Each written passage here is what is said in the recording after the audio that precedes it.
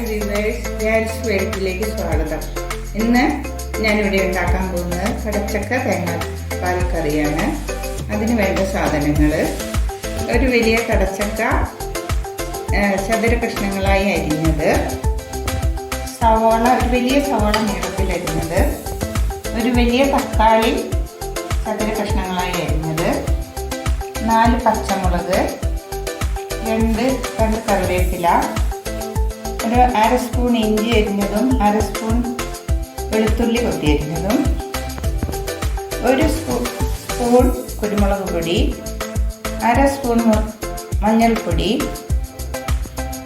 ഒരു 1/2 സ്പൂൺ ഗരം മസാല, ഉപ്പ്. നമ്മൾ തേങ്ങാപ്പാലിലാണ് കടച്ചക്ക കറി വയ്ക്കുന്നത്. 2-3 പാലിൻ്റെ കറി വയ്ക്കും ആദ്യം, അതിനുശേഷമാണ് 1 പാല് ചേർത്ത്. സീസൺ ചെയ്യാൻ 4 ചെറിയുള്ളി കൊത്തി അരിഞ്ഞത്, 1 തണ്ട് കറിവേപ്പില, 3 വത്തലമുളക്, ഒരു 1/2 ടീസ്പൂൺ ഇഞ്ചി കൊത്തി അരിഞ്ഞത്, 1/2 ടീസ്പൂൺ വെളുത്തുള്ളി കൊത്തി അരിഞ്ഞത്, 1 ടീസ്പൂൺ കടുക്. ഒരു കുക്കർ എടുത്തിട്ട് അതിലേക്ക് നമ്മൾ അരിഞ്ഞു വെച്ചിരിക്കുന്ന കടച്ചക്ക, നീളത്തിലരിഞ്ഞ സവോള, തക്കാളി, കീറി വെച്ചിരിക്കുന്ന പച്ചമുളക്, കറിവേപ്പില,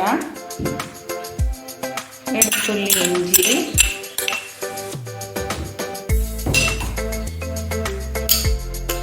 ഒരു സ്പൂൺ കുരുമുളക് പൊടി, 1/2 ടീസ്പൂൺ മഞ്ഞൾപ്പൊടി,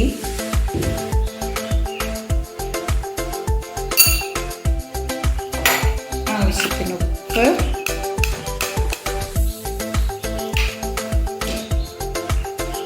മൂന്നാം പാല്,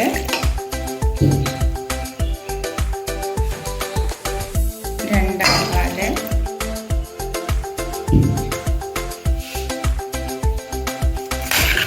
ചേർത്ത് നന്നായി യോജിപ്പിച്ച്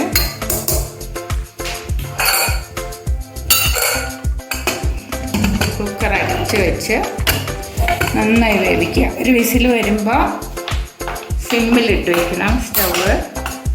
അതിനുശേഷം ഒരു 5 മിനിറ്റ് കഴിയുമ്പോൾ ഓഫ് ആക്കിയാൽ നന്നായി വെന്തിട്ടുണ്ട്. നമ്മുടെ കടച്ചക്ക നന്നായി വെന്തിട്ടുണ്ട്. ഈ വെന്ത കടച്ചക്കയിലേക്ക് ഗരം മസാലപ്പൊടി, നമ്മൾ മാറ്റി വെച്ചിരിക്കുന്ന 1 പാല്,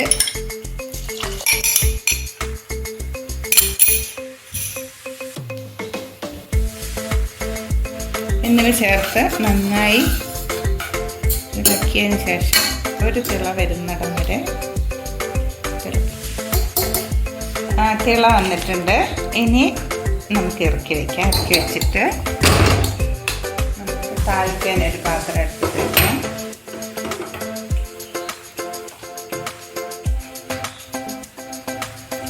താളിക്കാൻ പാത്രം എടുത്തിട്ട് വെച്ച് പാത്രം ചൂടായി വരുമ്പോൾ അതിലേക്ക് വെളിച്ചെണ്ണ. ഇത് വയനാട് ആയതുകൊണ്ടാണ് ഇങ്ങനെ കട്ടയായിട്ടിരിക്കുന്നത്. തണുപ്പത്തെ വെളിച്ചെണ്ണ കട്ടയായി പോകുന്നതാണ്.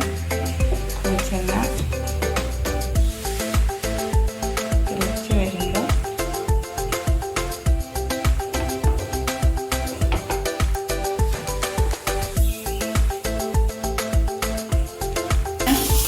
എണ്ണ നല്ലപോലെ തിളച്ചിട്ടുണ്ട്. അതിലേക്ക് 1 ടീസ്പൂൺ കടുകിട്ട് പൊട്ടിക്കുക.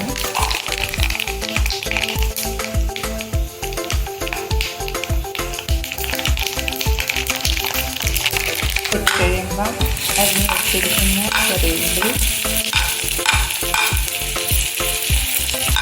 ഇഞ്ചി, വെളുത്തുള്ളി,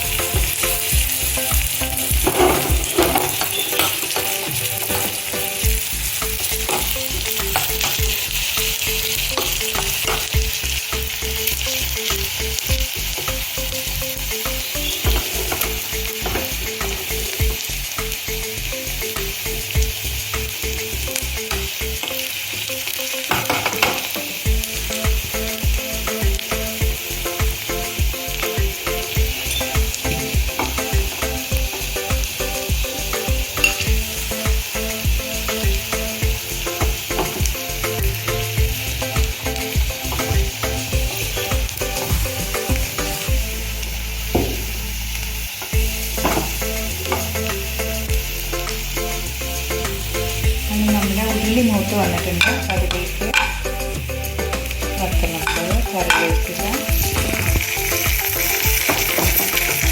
എന്നിവയിട്ട്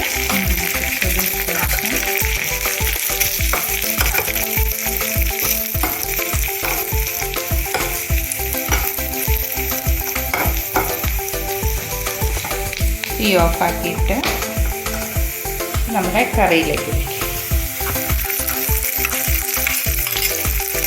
അങ്ങനെ നമ്മുടെ കടച്ചക്ക തേങ്ങാച്ചാർ കറി റെഡി.